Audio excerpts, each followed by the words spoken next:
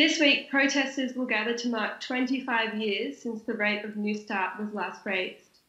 During that time, costs of living have soared, forcing many job seekers into poverty.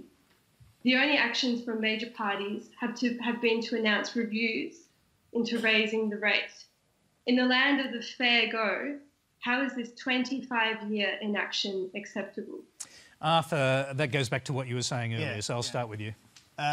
Yes, but to add to what I said earlier, what we found after a long period of economic growth, a sustained period of growth, is that welfare dependency has actually gone down because people are getting more jobs. And this suggests that that includes people on Newstart. The main area where I have a concern is those who seem to be caught in this cycle of long-term unemployment. There have been some reforms to our job active system, or the job service providers, recently, which I think try and address that. But my concern has been, and I've been on a number of Senate committees now and I've seen this, there's a group in the community of long-term unemployed who are caught in a cycle of dependency, whether it's because of substance abuse. You know, it's often chicken and egg in these situations, not sure which leads to which, that require particularly intensive assistance, and they're the ones that we're trying to do more for.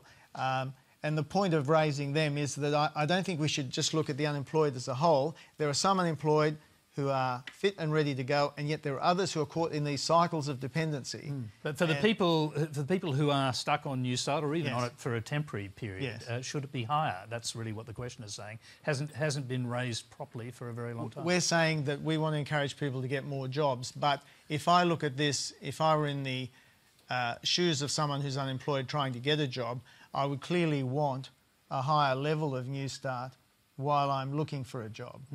Because we've also taken a number of measures to encourage people to find jobs in terms of the compliance measures I'm talking about. So Newstart should be higher, in your opinion? I think over time it should be higher. Now, of course, that's probably a slightly radical thing for me to say here, and I'm putting a personal view. I'm not necessarily talking on behalf of the government here, but my observation is that this does raise an issue that should be considered at some stage.